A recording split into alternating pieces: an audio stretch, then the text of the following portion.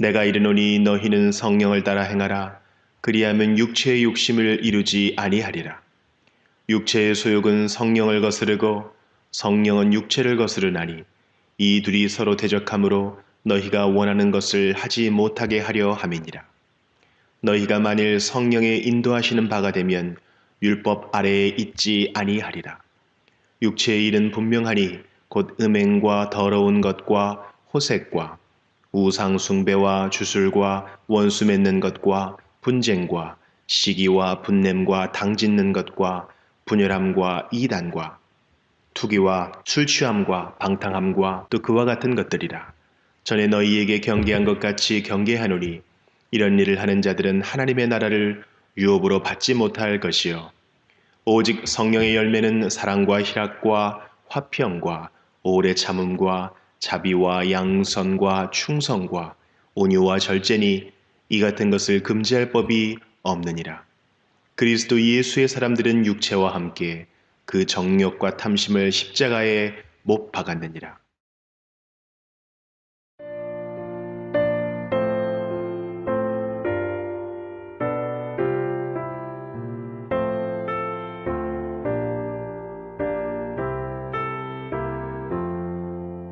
주여 우리 무리를 불쌍하게 여기사 그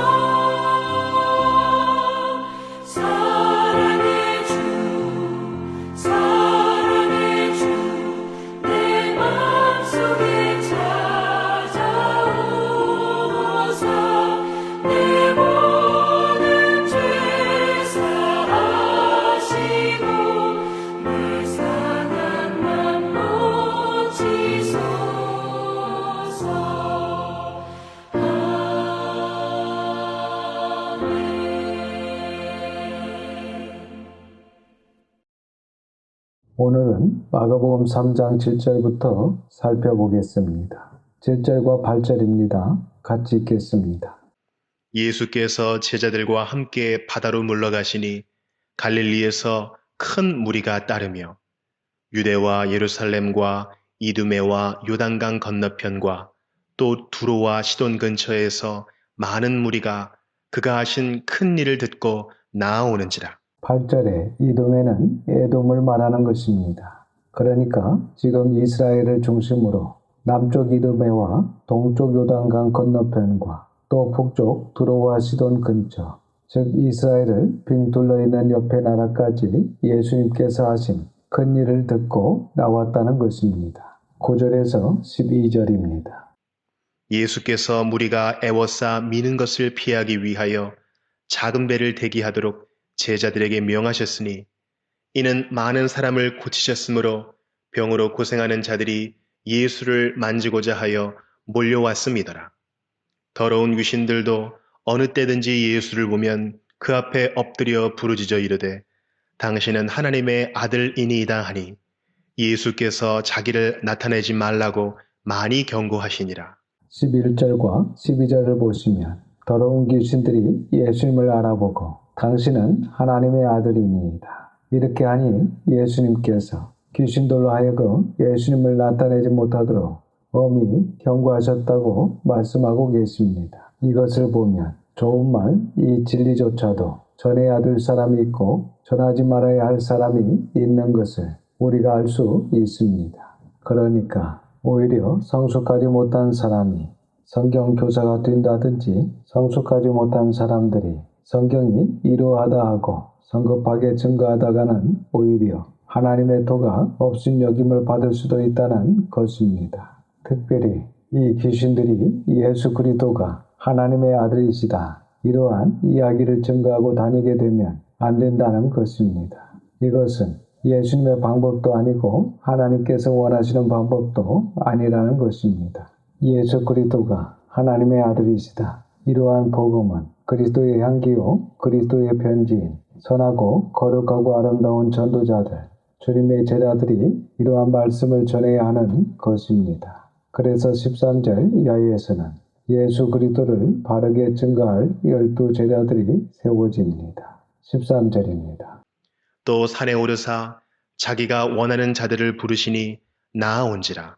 이렇게 예수님께서 원하시는 자들을 부르십니다. 오늘날 혹자들은 내가 예수님의 제자가 되고 싶으면 될 수 있다. 내가 선교사가 되고 싶으면 될 수 있고 내가 목회자가 되고 싶으면 언제라도 될 수 있었고 될 수 있다. 이렇게 생각하는 자들이 있습니다. 그런데 정말 그럴까요? 아닙니다. 제자를 선택하는 결정권은 예수님, 하나님께 있는 것입니다. 그래서 내가 되고 싶다고, 내가 원한다고 해서 될 수 있는 것이 아니라는 것입니다. 본문의 말씀처럼 이것은 예수님께 결정권이 있으시고 또한 예수님께서 원하시는 자가 있다는 것입니다. 우리가 아는 것처럼 예수님께서 모두를 사랑하십니다. 하지만 특별히 원하시고 특별히 사랑하시는 자가 있다는 것을 성경을 통해서 우리는 분명히 발견할 수 있습니다. 그래서 우리는 우리가 보고 싶은 대로 보고 우리가 듣고 싶은 대로 들으면 안 됩니다. 분명하고 정직하게 성경 말씀을 보고 듣고 전해야 하는 것입니다. 14절과 15절입니다. 이에 12를 세우셨으니 이는 자기와 함께 있게 하시고 또 보내사 전도도 하며 귀신을 내쫓는 권능도 가지게 하려 하심이러라.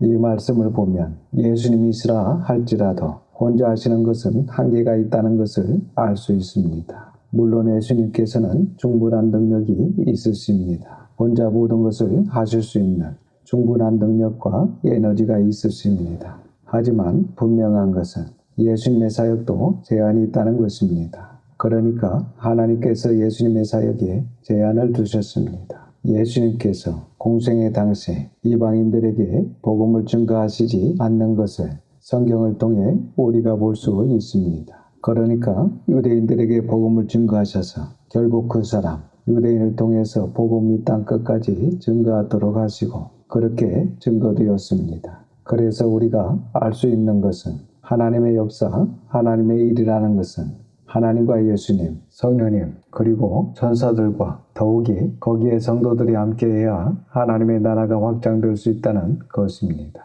그래서 본문은 분명히 예수님께서 자기와 함께 있게 하시고 또 보내사 전도도 하며 이렇게 말씀하고 있습니다. 그리고 이처럼 예수님도 자기와 함께 있어야 될 사람이 필요하셨습니다. 또한 나중에 살펴볼 텐데 사도행전 18장 5절에 사도 바울도 지혜와 지식과 능력과 은사가 충만한 사람이었지만 고린도에 가서 혼자 전도할 때 그의 일이 이루어지지 않는 그런 모습을 볼 수 있는데 그때 디모데와 실와노가 마게도냐에서 내려와 바울과 함께하므로 바울이 영적으로 새로운 힘을 얻고 하나님의 말씀에 더욱 사로잡혀서 오직 복음을 전하는 일에 힘쓸 수 있었던 것을 볼 수 있습니다. 우리도 그렇습니다. 혼자 있으면 전도하기가 상당히 위축되어 있다가 마음에 맞는 사람이 오면 전도하기가 훨씬 더 힘이 나는 수가 있습니다. 그래서 함께 주의 일을 감당하는 동력자가 있다는 것이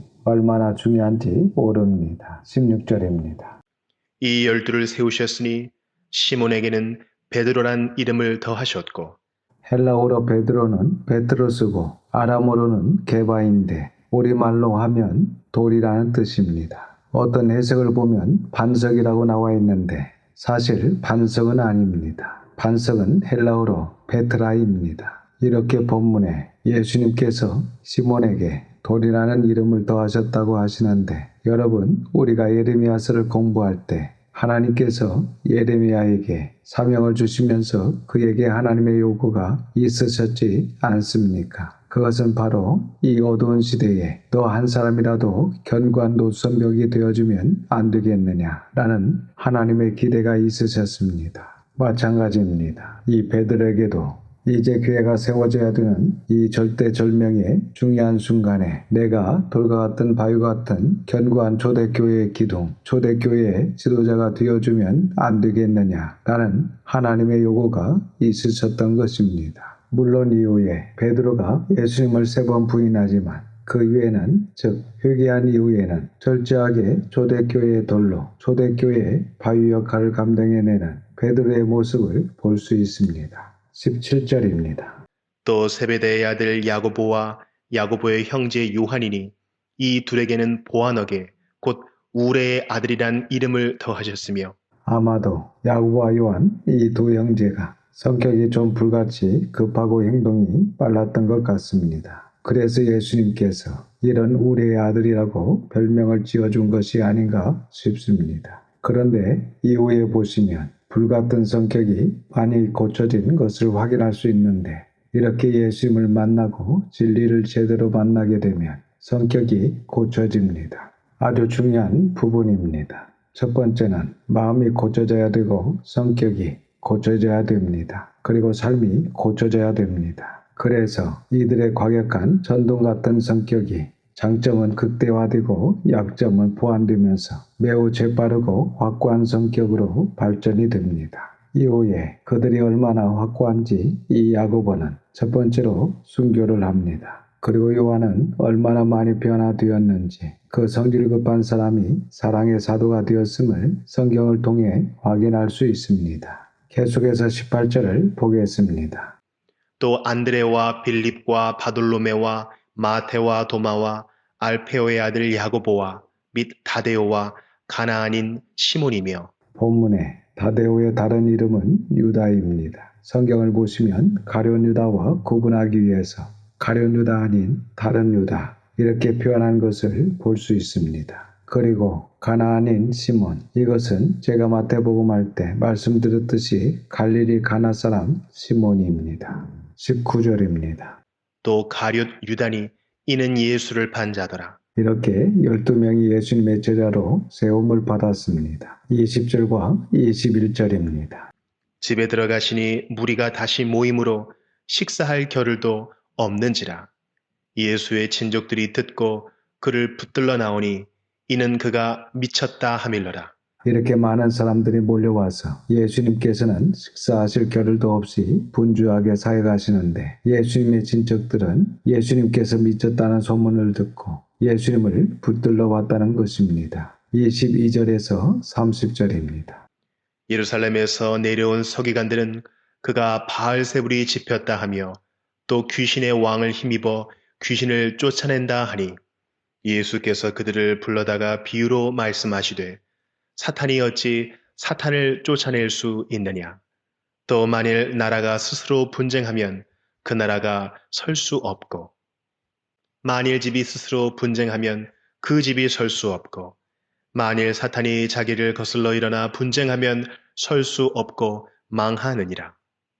사람이 먼저 강한 자를 결박하지 않고는 그 강한 자의 집에 들어가 세간을 강탈하지 못하리니 결박한 후에야 그 집을 강탈하리라. 내가 진실로 너희에게 이르노니 사람의 모든 죄와 모든 모독하는 일은 사하심을 얻되 누구든지 성령을 모독하는 자는 영원히 사하심을 얻지 못하고 영원한 죄가 되느니라 하시니 이는 그들이 말하기를 더러운 귀신이 들렸다 함이러라.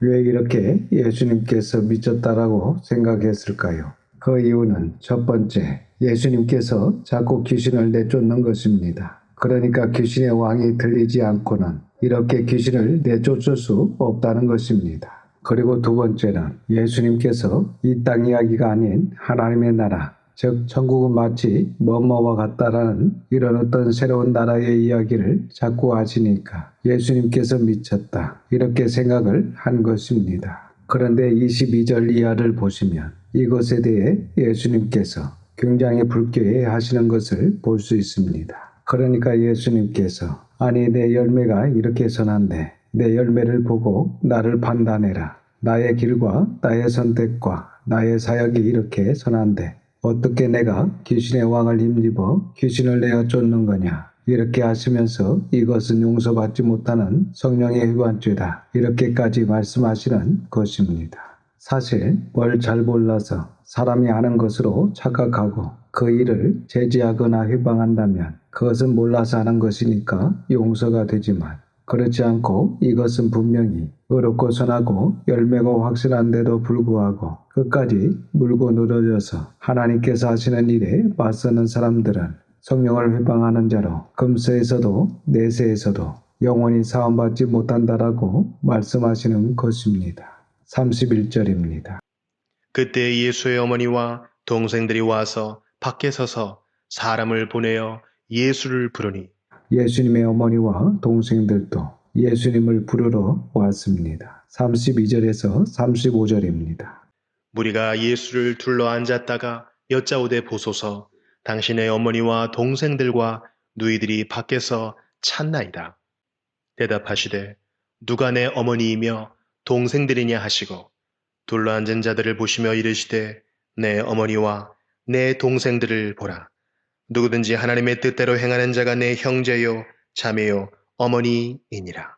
여러분, 당연히 육신의 가족이 중요합니다. 예수님께서 누가 내 어머니며 동생들이냐 이렇게 하셨다고 해서 예수님께서 육신의 가족들에게 소홀히 하신 것이 아닙니다. 예수님께서 십자가에 달려서 의식이 상실되는 그 순간에도 사도 요한에게 내 어머니다 하시면서 이 마리아를 끝까지 보필해 줄 것을 당부하는 모습을 우리가 성경을 통해 확인할 수 있습니다. 그러니까 본문의 이 말씀의 뜻은 다른 것을 강조하고 계신 것입니다. 바로 35절 누구든지 하나님의 뜻대로 행하는 자가 내 형제요 자매요 어머니이니라. 즉 하나님의 뜻대로 행하는 사람들이 천국에 가게 될 것이고 그러한 자들과 천국에서 영원토록 함께 살게 될 것이기 때문에 하나님의 뜻대로 행하는 자가 영원히 진짜 가족이라는 것입니다. 계속해서 4장을 이어서 보겠습니다. 4장 1절에서 20절까지는 네 가지 땅에 떨어진 씨 비유가 나오는데 이 씨는 진리이고 땅은 마음밭을 의미합니다. 1절에서 9절입니다. 예수께서 다시 바닷가에서 가르치시니 큰 무리가 모여들거늘 예수께서 바다에 떠 있는 배에 올라 앉으시고 온 무리는 바닷가 육지에 있더라. 이에 예수께서 여러 가지를 비유로 가르치시니 그 가르치시는 중에 그들에게 이르시되 들으라 씨를 뿌리는 자가 뿌리러 나가서 뿌릴새 더러는 길가에 떨어짐에 새들이 와서 먹어버렸고 더러는 흙이 얕은 돌밭에 떨어짐에 흙이 깊지 아니하므로 곧 싹이 나오나 해가 돋은 후에 타서 뿌리가 없으므로 말랐고 더러는 가시떨기에 떨어짐에 가시가 자라 기운을 막음으로 결실하지 못하였고 더러는 좋은 땅에 떨어짐에 자라 무성하여 결실하였으니 30배나 60배나 100배가 되었느니라 하시고 또 이르시되 들을 귀 있는 자는 들으라 하시니라. 이렇게 네 가지 땅에 떨어진 씨 비유를 말씀하시고 9절에 중요한 말씀을 하십니다. 들을 귀 있는 자는 들으라. 이 말씀은 바로 들을 귀 있는 자에게만 들린다는 것입니다. 즉 들을 귀가 없는 자는 박사라 할지라도 이 말씀이 안 들린다는 것입니다. 10절과 11절입니다. 예수께서 홀로 계실 때에 함께한 사람들이 12제자와 더불어 그 비유들에 대하여 물으니 이르시되 하나님 나라의 비밀을 너희에게는 주었으나 외인에게는 모든 것을 비유로 하나니 그렇다면 예수님께서 지금 쉽게 말씀하셨다는 것입니까? 아니면 비유로 어렵게 말씀하셨다는 것입니까? 어렵게 말씀하셨다는 것입니다. 왜 어렵게 이야기하셨습니까? 12절에 말씀하시는데 오늘날 복음주의 노선에서 성경을 부분적으로 본 사람들은 정말 깜짝 놀랄 말씀입니다. 12절입니다. 이는 그들로 보기는 보아도 알지 못하며 듣기는 들어도 깨닫지 못하게 하여 돌이켜 주의 사함을 얻지 못하게 하려 함이라 하시고 본문은 예수님께서 모든 사람들로 하여금 다 알아듣게 하지 않으셨다는 것입니다. 그래서 칼빈은 이 말씀을 근거로 제한 속죄서를 이야기했습니다. 즉 속죄받은 사람이 만민이 아니라는 것입니다. 이 말씀은 제한된 사람이 속죄를 받게 되고 제한된 사람에게 들을 귀가 있고 그들이 선택되어서 구원받게 된다는 것입니다. 그래서 비밀이라는 것입니다. 여러분, 비밀이 뭡니까? 아는 사람은 알고 모르는 사람은 모르는 것이 비밀입니다. 그러니까 이 진리가 모든 사람에게 다 허락된 것이 아니고 허락된 사람이 있고 허락되지 않는 사람이 있다는 것입니다. 그런 관점에서 지금 저와 여러분에게 이 진리가 들려진다는 것은 최고의 복인 줄로 믿습니다. 13절에서 15절입니다.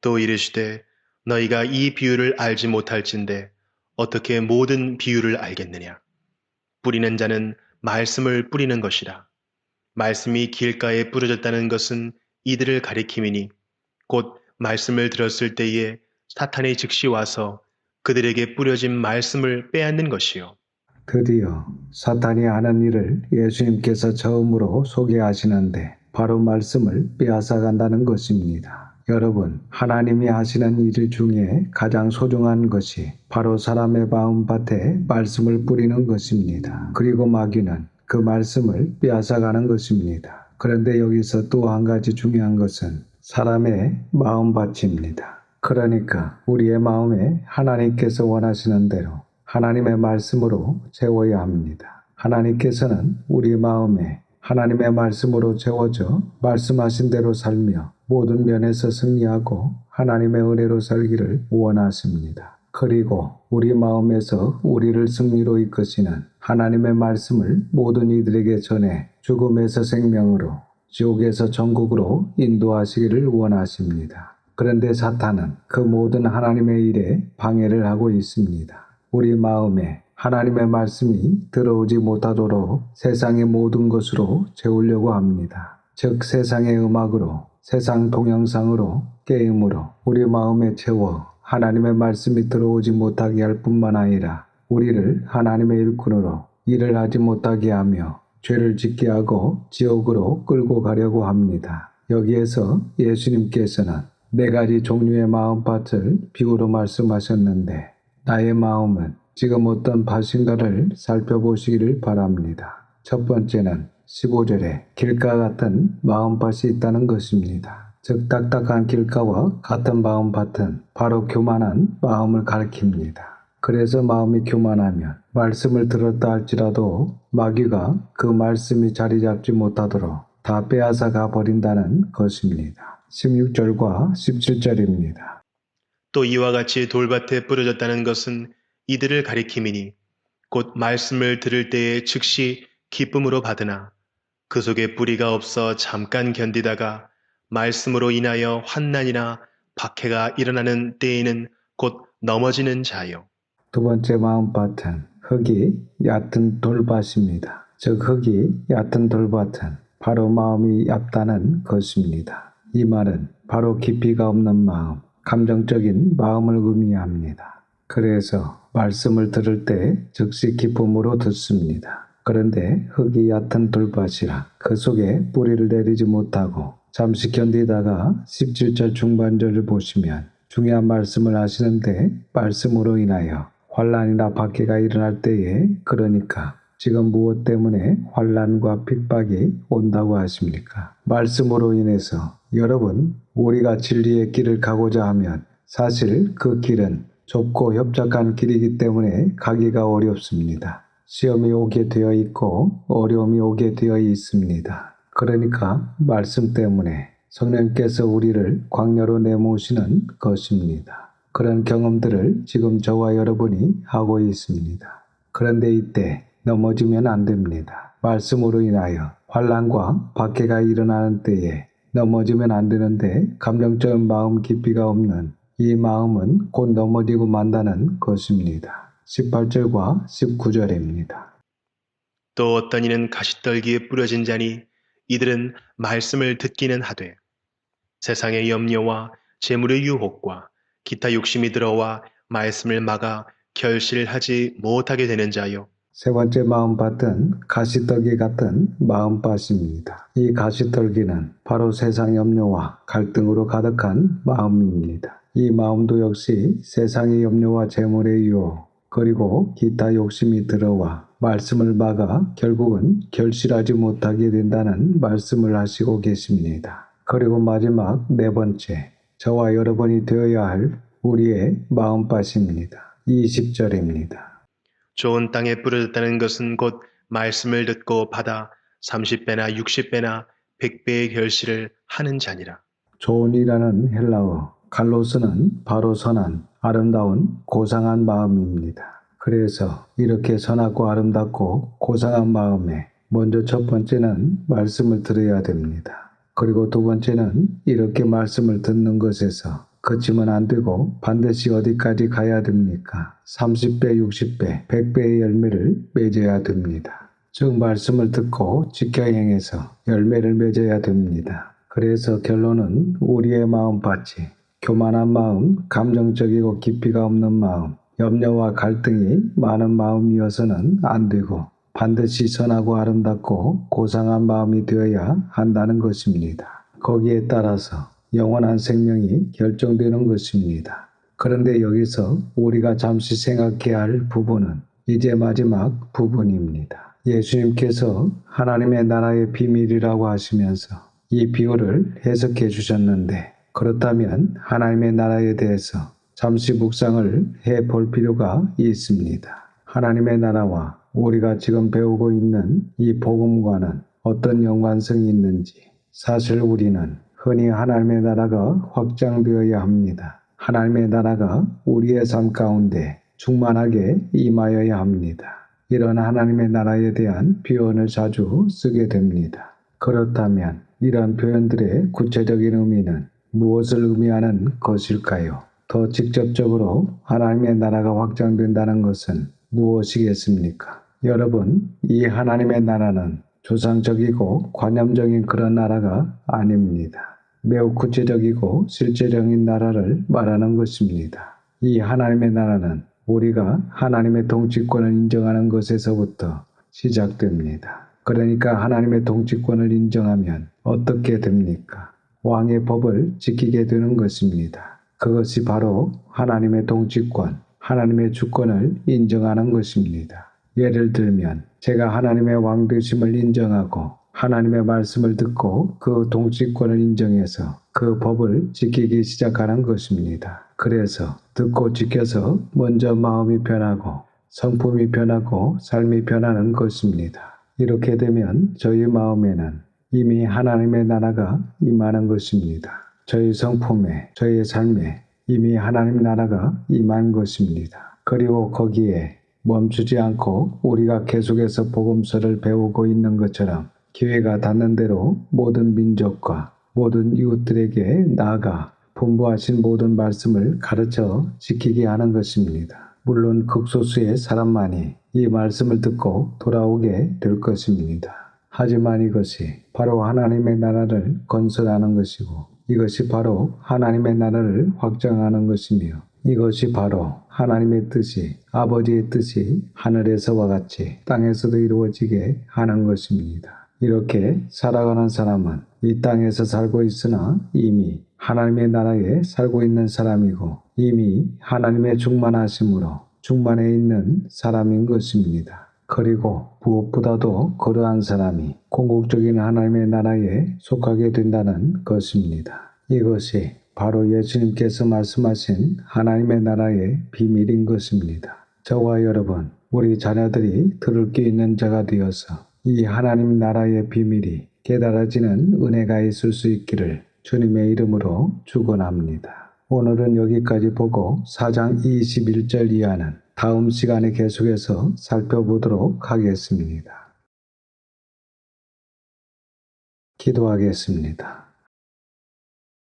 아버지 하나님, 하나님의 거룩하신 이름을 찬양합니다. 오늘도 귀한 하나님의 말씀을 허락해 주셔서 감사를 드립니다. 우리는 지금 복음서를 통해 계속해서 하나님의 나라에 관하여 선포되고 있는 하나님의 나라의 복음을 살펴보고 있습니다. 이렇게 선포된 말씀들을 겸손히 듣고 힘써 지켜 행하는 자들을 통하여 하나님의 나라는 건설되고 있는 것이고 확장되는 것인데 과연 저희 교회와 저희 성도들이 하나님의 나라를 잘 확장하고 있는지 돌아보게 됩니다. 먼저 우리의 마음이 하나님의 나라가 되기를 원합니다. 그리고 우리의 성품이 하나님의 나라가 되기를 원하고 우리의 삶과 우리의 남은 인생이 충만한 하나님의 나라가 되기를 원합니다. 그리하여 하나님의 나라에 들어가기를 원합니다. 이 땅에 의미와 가치와 소망을 두지 않게 하시고 저 하나님의 나라에 참 의미와 참 가치와 참 소망을 두게 하셔서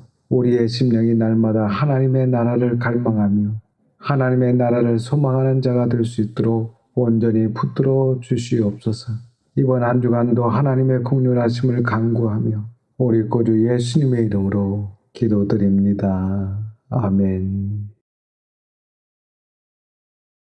지금은 우리 구주 예수 그리스도의 은혜와 아버지 하나님의 그 넓으신 사랑하심과 성령님의 감화감동 역사 충만하심이 우리의 심령이 날마다 하나님의 나라를 갈망하며 하나님의 나라를 소망하는 모든 성도들과 자녀와 가정에 함께 하시기를 우리 구주 예수님의 이름으로 축원하옵나이다. 아멘.